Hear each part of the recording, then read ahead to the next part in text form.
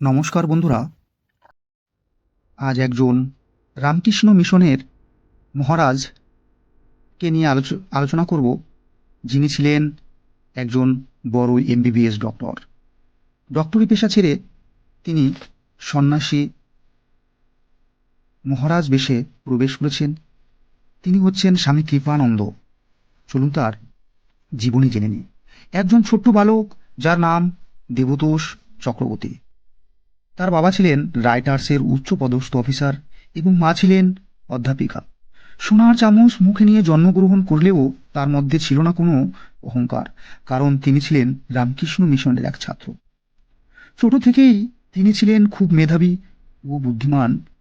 রামকৃষ্ণ মিশনের ছাত্র হওয়ার ফলে তার মধ্যে এক পরিপূর্ণ মানুষের পরিপূর্ণতা দেখা যেত। 1989 সালে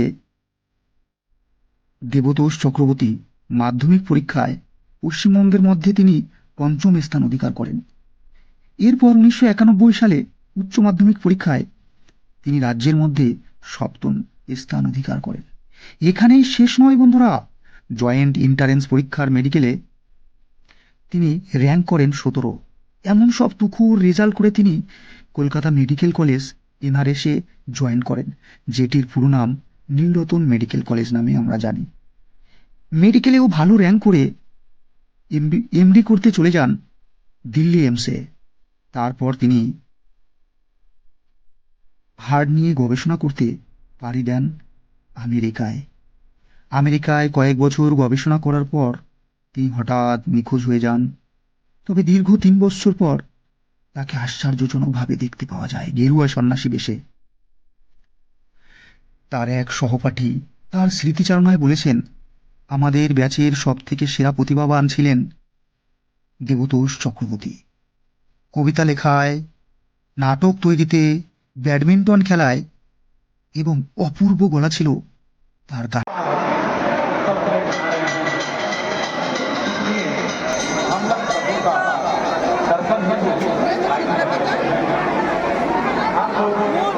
मंदिर के प्रवेश करने से पहले आप लोग से अनुग्रह है, निवेदन है, प्रसाद का पैकेट শুধু গান নয়, এর সঙ্গে সঙ্গে দেবতোষ চক্রবর্তীর অপূর্ব দৃশ্যপটে আঁকা ক্যানভাসে ফ্রেমে বন্দি থাকত অসাধারণ ছবি, যেটা দেখে আমাদের মন জুড়িয়ে যেত।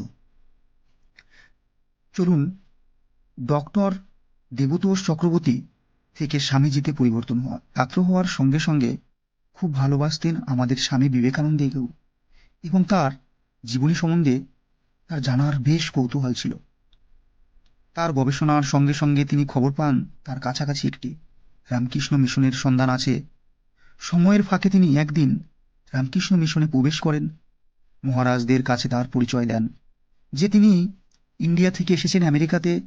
সেখানে তিনি হার্ট বিশেষজ্ঞ হিসেবে এখানে গবেষণা করছেন। এই ঘটনাগুলি শুনে মহারাজরা তাকে যথেষ্ট সম্মান দিলেন এবং তাকে আদর আপ্যায়নের সঙ্গে স্বামীজির গল্প শোনাতে লাগলেন। একদিন স্বামী বিবেকানন্দ বলেছিলেন, যদি সংসার ধর্মে আমি আবদ্ধ হয়ে যাই তাহলে মা বাবা ভাই বোন স্ত্রী ও সন্তান পরিজনদের মায়াজালে ফেঁসে যাব। তাই তিনি আর সংসার ধর্মে প্রবেশ করেননি। তিনি বলেছেন, এই দেশবাসী আমার মা, এই দেশবাসী আমার বাবা ও সন্তানেরা, এদের সেবা করে আমি আমার জীবনকে উৎসর্গ করতে চাই। আমি আমার মায়াজালে নিজেকে বেঁধে রাখতে চাই না। এই সকলের ভালো মন্দের বিচার করে তিনি তার নিজের জীবনকে ত্যাগ করেছিলেন। এই ধরনের গল্প মহারাজদের মুখে শুনে আমাদের সেই দেবতোষ চক্রবর্তী যেন তার সমস্ত মায়া মমতা, টাকা পয়সা, ধন দৌলত সব কিছু ভুলে গিয়ে জগৎবাসীর কাছে তিনি তার নিজের জীবনকে ত্যাগ করেছিলেন।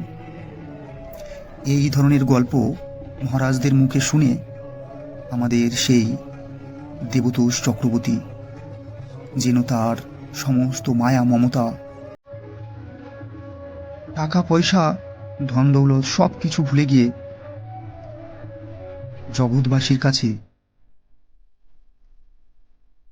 পিতা ও মাতা উভয় হয়েই তিনি বাস করতে চান, যেখানে থাকবে না কোনো কিছু বাধা, টাকা পয়সা, লোভ। তবে তিনি মা ও বাবার একমাত্র সন্তান হওয়ার শর্তেও তিনি ত্যাগ করেছিলেন তার সংসার ধর্ম। তাকে লুটিয়ে দিয়েছিলেন স্বামী কৃপানন্দ মহারাজের রূপে। তিনি এখন আমাদের বেলুড় মঠে মহারাজ হয়ে আছেন।